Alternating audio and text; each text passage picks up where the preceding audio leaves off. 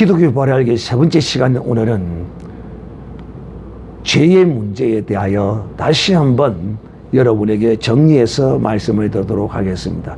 기독교는 뭐가 다르냐면 이 죄 처리하는 방법이 다릅니다. 이 세상의 모든 종교는 네 죄를 네가 해결하라는 것입니다. 이게 종교입니다. 공양이 300성을 바치든지, 또 공양이 300성이 없으면 네 몸이라도 고향을 해서 네 몸이라도 바치든지,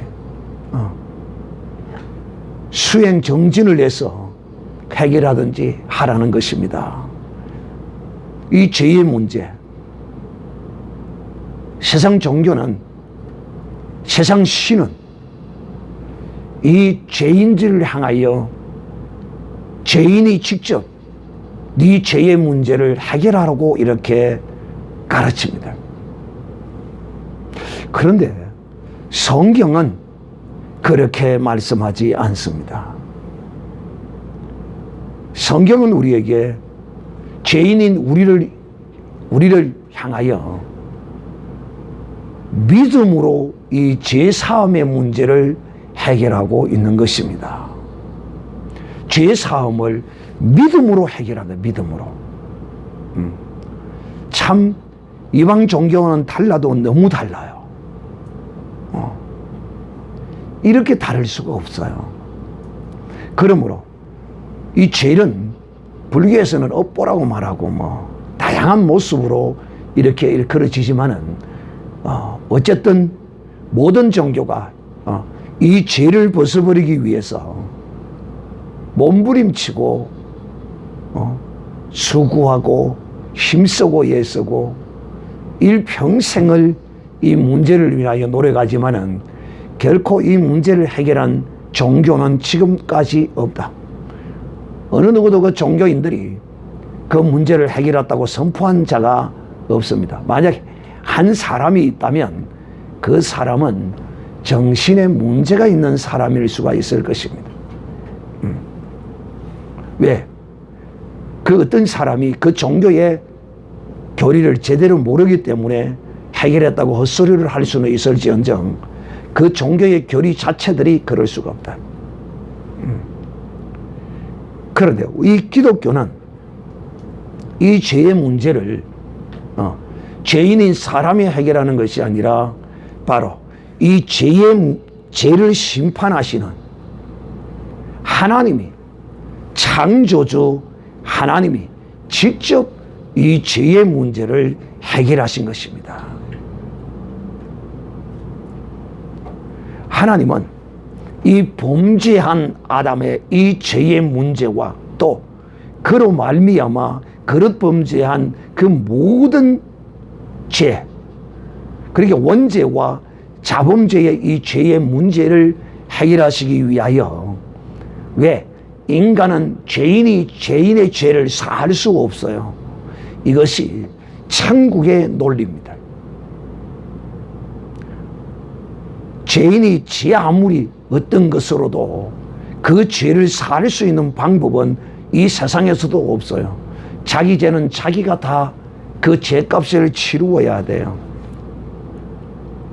그래서 하나님이 이 인간의 죄의 문제를 해결하시기 위하여 인간의 이 사람의 모양을, 인간의 몸을 입으시고 이 세상에 오셨는데 바로 그가 예수 그리스도라는 것입니다. 그래서 예수 그리스도는 창조주 하나님이시다고 우리가 믿는 것입니다. 예수님은 창조주이십니다. 그러기에 그가 창조주인 것을 이 땅에서 여러 모양으로 우리에게 증거하셨는데 가장 대표적인 것이 이 천지 만물인 바람과 파도를 잠잠케 한 사건이며, 또 무화과 나무를 저주해버리니까 그 자리에서 말라버린 이런 사건들이 참으로 생명과 화가, 축복과 저주와 이 모든 것이 하나님의 손에 있음을, 하나님의 입술에 있음을, 그 말씀에 있음을 우리에게 다 보여주신 것이지요. 그러므로 예수 그리스도는 이 땅에 육신을 입으신 목적이 뭐냐면 바로 인간의 죄 문제를 해결하기 위하여 이 육신을 입으셨습니다. 그리고 이 육신을 입으신 이유는 왜 육신을 입었어야 하느냐 하면 죄의 싹선 사망이요 반드시 죄값은 피로서 갚아야 하기 때문에, 그래서 이 육신을 입으신 것은 이 육신에다가 죄 사함을 위하여 흘려야 할 피를, 죄 없는 피를 이 육신에 담으셔서 이 땅에 오신 것입니다.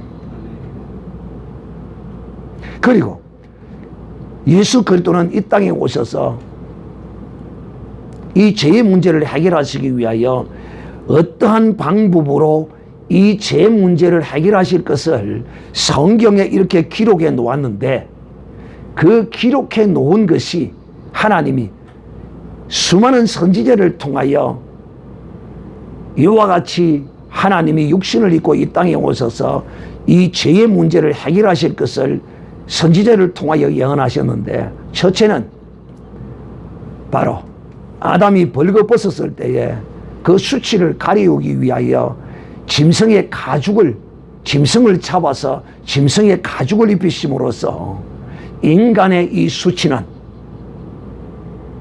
짐승의 가죽으로만이 그 수치를 가리울 수 있는 것을 계시하셨고, 여인의 후손으로, 즉 이 죄 문제를 해결할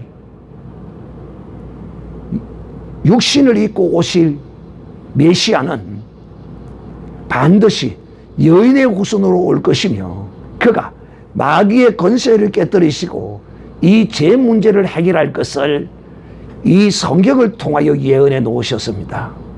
그리고 이 두 가지의 예언의 이 죄 사함의 어떠함을 하나님은 모세를 통하여 모세 성막으로 말미암아 이것을 우리에게 계시하셨습니다.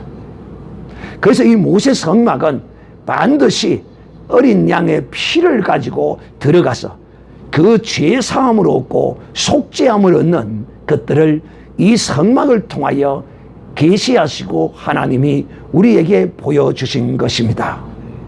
그러므로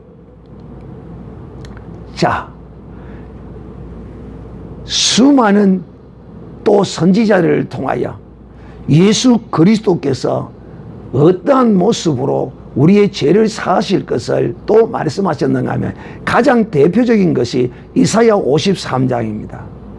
그가 찔림은 우리의 허물을 인하며 그가 상함은 우리의 죄악을 인함이라.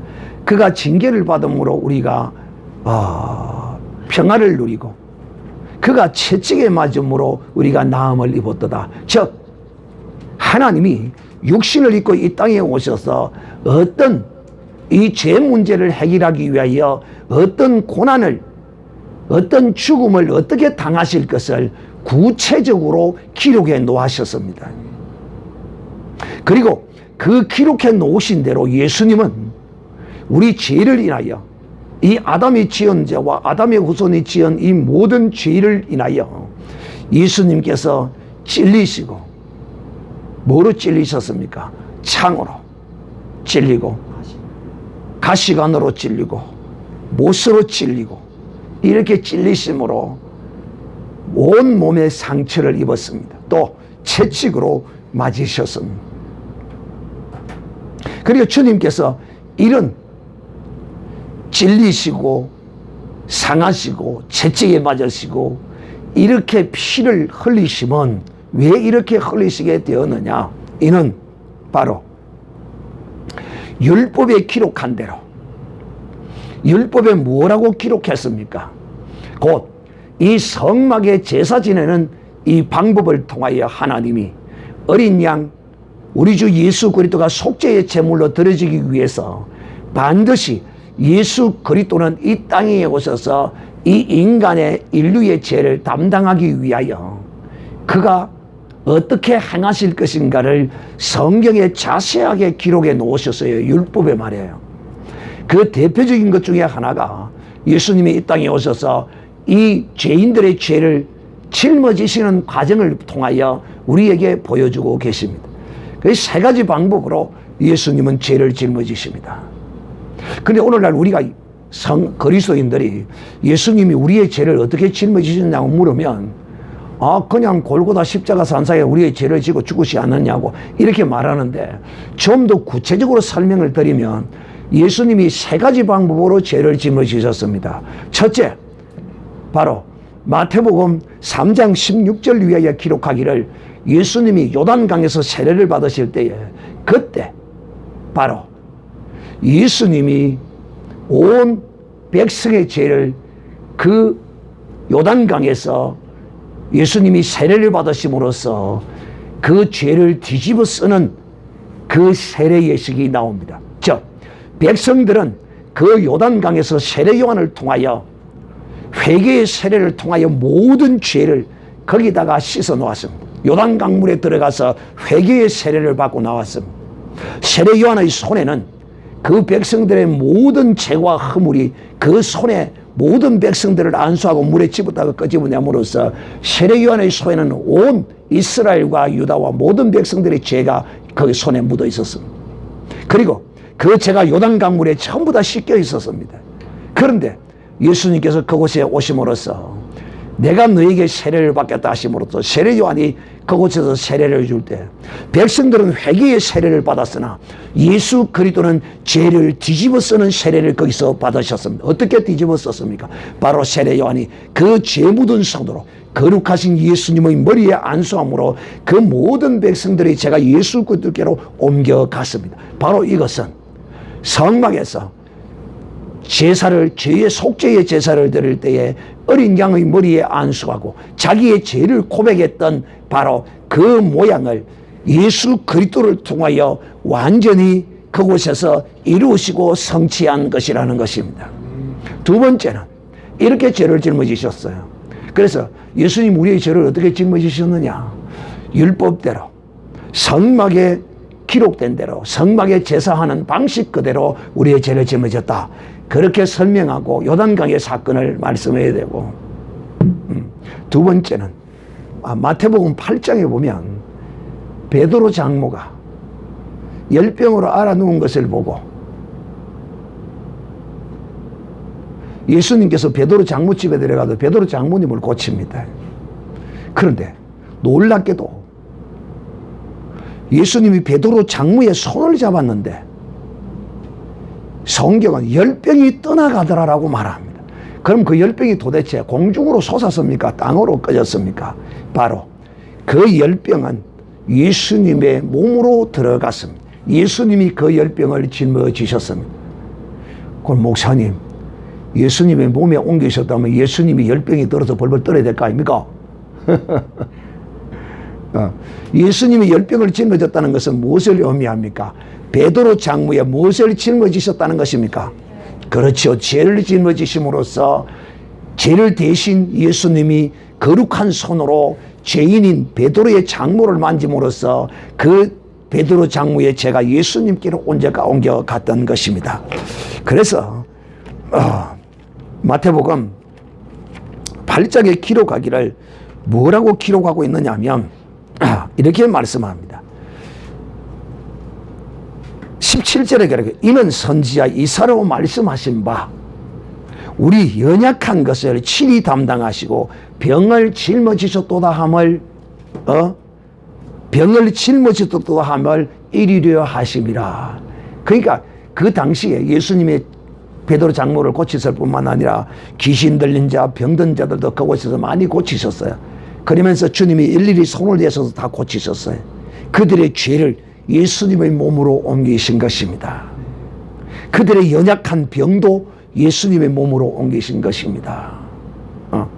그래서 예수님이 만지심으로, 그 거룩한 손으로 예수님이 만지심으로 그 몸에, 예수님의 몸에 그 죄들이 다 옮기신 것입니다. 그래서 예수님은 그 유대와 사마리아와 온 그 땅을, 이방 땅을 다니시면서 죄인들을 만지셔서 다 그 죄를 친히 그 몸으로 옮겨 놓으셨어요. 또 한 사건을 설명하면 여러분이 잘 아는 혈육적 여인입니다. 혈육적 여인은 예수님이 만진 것이 아니라 혈육적 여인이 믿음으로 예수님을 만짐으로 그의 가지고 있던 혈육적이 예수님에게로 옮겨갔습니다. 그 죄가 예수님께로 증거되었습니다. 그래서 율법에 기록하기를 뭐라고 기록하고 있느냐면 질그릇이 부정한 것을 닿으면 질그릇에 부정한 것이 닿으면 그 질그릇은 깨트리라는 그 율법의 말씀을 따라서 그 부정한 이 혈육적 여인이 예수님을 만지심으로써 그 죄가 예수님께 옮겨가서 율법에 기록한 대로 십자가에서 거룩하고 깨끗한 질그릇인 예수 그리스도가 깨어진 것입니다. 세 번째로 여러분이 너무도 잘 아는 중풍병자입니다. 예수님이 너무 사람이 많아서 이 중풍병자를 데리고 왔는데 들어가지를 못하고 지붕을 뚫고 중풍병자를 달아내립니다. 근데 예수님이 그 모습을 보시고 그 중풍병자의 소자에 안심하라고 말씀하시고는 예수님께서 그를 향하여 소자야 네 죄사함을 받았도다 라고 예수님이 선포합니다. 이 죄사, 여러분 이 죄사함의 이 뜻이 어디에 있냐면 많은 오늘날 그리스도인들이 예수님이 왜 이 죄를 사하느냐 하면 그 이유가 있어요. 그 이유가 뭐냐면 예수님은 우리 신랑입니다. 우리는 예수의 신부들이에요. 그래서 율법서에 보면 민수기 30장에 신랑과 신부와의 관계가 자세히 잘 설명이 되어 있어요. 신랑이 그 아내의 죄를 사하면 하나님이 그 죄를 용서해 주신다라고 기록이 되어 있어요.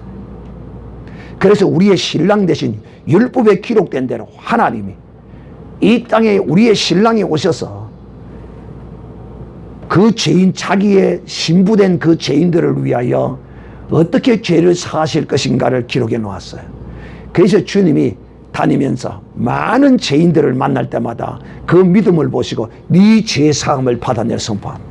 그럼으로써 하나님이 그 죄사함을 선포함을 받은 자들의 죄를 사하시고 그 죄사함을 받은 그 죄는 또 하나님이 뭐라고 말씀하시느냐 하면 네가 그 죄를 사했으므로 내가 네 신부의 죄를 사하여 주지만은 그 대신 그 죄를 사한 네가 그 죄를 담당하라고 기록이 되어 있습니다.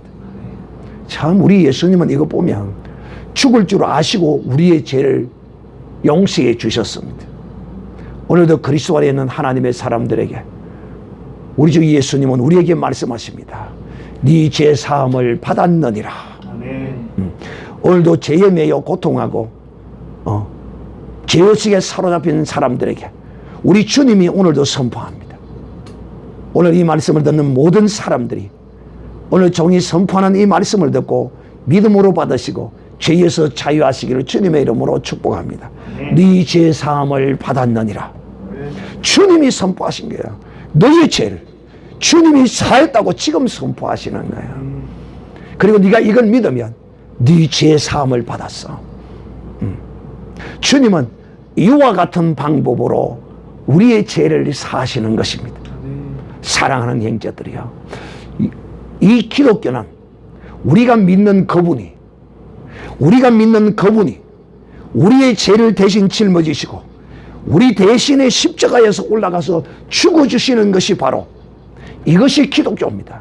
그리고 우리는 이 사실을 믿음으로써 우리의 죄 사함 받았음을 믿는 것입니다.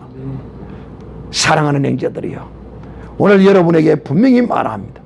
기독교가 이 세상의 이방 종교와 다른 것은 우리가 신뢰하고 우리가 믿는 그분이 친히 우리의 죄를 사하시기 위하여 그 죄를 짊어지시고 또 우리의 죄를 용서해 주시고